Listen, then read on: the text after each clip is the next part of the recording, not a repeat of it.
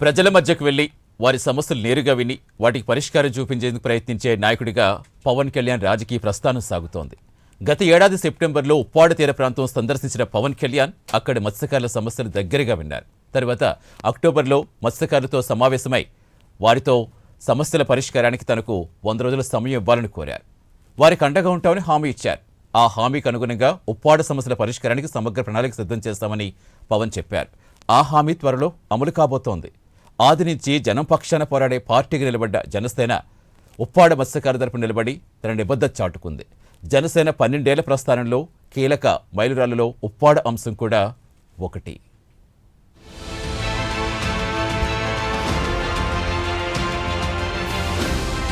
పిఠాపురం ప్రజలు ఇచ్చిన విశ్వాసంతో ప్రజాప్రతినిధిగా ఎదిగిన పవన్ కళ్యాణ్ అధికారంలోకి వచ్చిన తర్వాత కూడా ప్రజల మధ్యనే ఉండాలని ప్రయత్నించారు.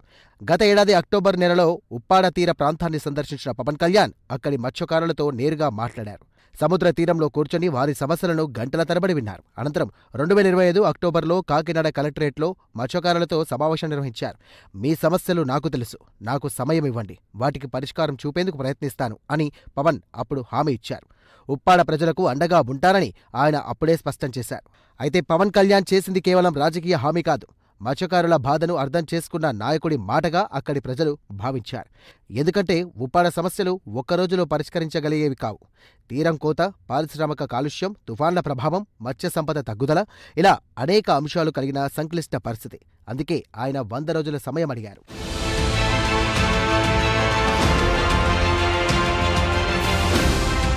గతేడాది అక్టోబర్లో కాకినాడ కలెక్టరేట్లో పవన్ మత్స్యకారులతో మాట్లాడిన నెల రోజుల్లోనే ఉప్పాడ సమస్యలపై సమగ్ర ప్రణాళిక రూపొందించే ప్రక్రియ ప్రారంభమైంది. తీర కాలుష్య నివారణ నుండి తీరం కోత నియంత్రణ వరకు, మత్స్య సంపద పెంపు నుండి ఆధునిక వేట విధానాల వరకు, మార్కెటింగ్ సదుపాయాల నుండి ప్రకృతి వైపరీత్యాల నుండి రక్షణ వరకు మత్స్యకారుల జీవన భద్రతకు అవసరమైన అంశాలను పరిశీలించారు.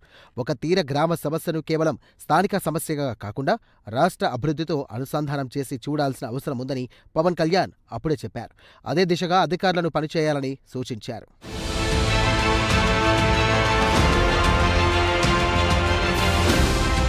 ఉప్పాడలో పరిస్థితి ఎంత తీవ్రమైందో అక్కడి మత్స్యకారుల కథలు వింటేనే తెలుస్తుంది. ఒకప్పుడు ఇంటికి సముద్రానికి మధ్య కిలోమీటర్ అన్న దూరం ఉండేదని అక్కడి ప్రజలు చెబుతారు. కానీ గత కొన్నేళ్లలో పరిస్థితి పూర్తిగా మారిపోయింది. సముద్ర అలలు గ్రామానికి దగ్గర పడుతూ రావడంతో ఇప్పుడు ఇంటి నుండి సముద్రం కేవలం 20 మీటర్ల దూరంలో ఉందని వారు చెబుతున్నారు.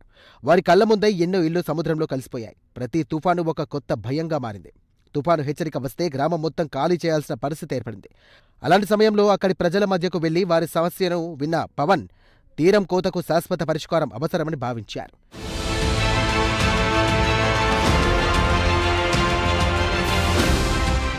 గతంలో తీరాన్ని కాపాడేందుకు ఏర్పాటు చేసిన జియో ట్యూబ్ కొన్నేళ్లకే కొట్టుకుపోయిందని మత్స్యకారులు పవన్కు వివరించారు. దీనిని గమనించిన ఆయన తాత్కాలిక చర్యలు సరిపోవని, శాశ్వత పరిష్కారం అవసరమని అధికారులకు సూచించారు. నిపుణుల అభిప్రాయం ప్రకారం రీటైనింగ్ వాల్ నిర్మాణం అవసరమని గుర్తించి ఆ దిశగా చర్యలు ప్రారంభించాలన్న ఆలోచనను ముందుకు తీసుకొచ్చారు. తీరాన్ని కాపాడమంటే కేవలం భూమిని కాపాడడం మాత్రమే కాదు, వేలాది కుటుంబాల భవిష్యత్తును కాపాడటమే అని ఆయన అప్పట్లో చెప్పారు.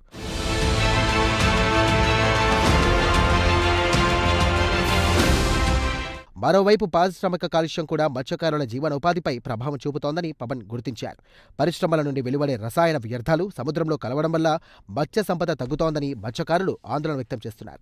దీనిపై స్పందించిన పవన్ సంబంధిత పరిశ్రమల్లో పొల్యూషన్ ఆడిట్ నిర్వహించాలని అధికారులను ఆదేశించారు. పరిశ్రమలు అభివృద్ధి చెందాలి కానీ ప్రజల జీవనాధారాన్ని దెబ్బతీయకూడదని ఆయన అప్పుడే స్పష్టం చేశారు. ఉప్పాడ హార్బర్ నిర్మాణంలో ఏర్పడిన లోపాల కారణంగా బోట్లు దెబ్బతిన్నాయని మత్స్యకారులు ఫిర్యాదు చేయడంతో పవన్ కళ్యాణ్ ఆ ప్రాంతాన్ని స్వయంగా పరిశీలించారు. హెలికాప్టర్లో వెళ్లి పరిస్థితిని సమీక్షించారు. బాధిత మత్స్యకారుల సమస్యలను విన్న తర్వాత నష్టపోయిన వారికి 72 లక్షల రూపాయల పరిహారం విడుదల చేయించారు. ఇది మత్స్యకారుల మధ్య పవన్పై మరింత విశ్వాసాన్ని పెంచింది.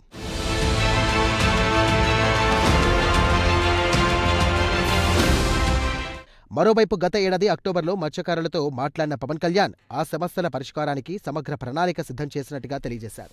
ఉప్పాడ తీర ప్రాంత మత్స్యకారుల అభివృద్ధి లక్ష్యంగా రూపొందించిన ఈ ప్రణాళికల్లో కాలుష్య నివారణ, కోత నియంత్రణ, మత్స్య సంపద పెంపు, ఆధునిక వేట విధానాలు, మార్కెటింగ్ సదుపాయాలు, ప్రకృతి వైపరీత్యాల నుండి రక్షణ వంటి అంశాలను చేర్చినట్టుగా చెప్పారు. అలాగే తీర ప్రాంత గ్రామాల్లో మౌలిక సదుపాయాల మెరుగుదల, వ్యవసాయ అభివృద్ధి, ప్రత్యామ్నాయ ఉపాధి అవకాశాలపై కూడా దృష్టి పెట్టినట్టుగా వివరించారు. త్వరలో పిఠాపురం పర్యటనలో భాగంగా ఈ ప్రణాళికను అధికారికంగా ప్రకటించే అవకాశం ఉందని సమాచారం.